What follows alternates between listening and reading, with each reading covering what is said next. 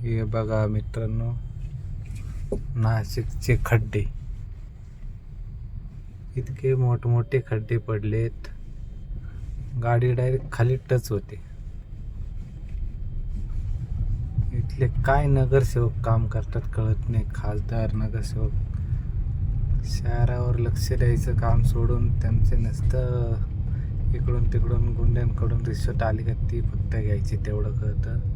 पण शहराकडे लक्ष नाही देऊ शकत ते. शहरात काय चालू आहे, लोकांच्या काय गरजा आहे, या गोष्टी त्यांनी समजून घ्यायचं तर नाही. त्यांना काय घेणं आहे. अर्ध्या पैशामध्ये रस्ता झाला, बस झालं. त्या गाडी किती जम्पिंग करत चाले. आणि आत्ताचेच रस्ते बनवेल ते उद्गळतात. म्हणजे कसे रस्ते बनवले असतील हे. काय गव्हर्नमेंट यांना टेंडर देते रस्ते बनवायचं समजत नाही. गव्हर्नमेंटला पण बोटावर नाचावतं हे. काय करावं आता.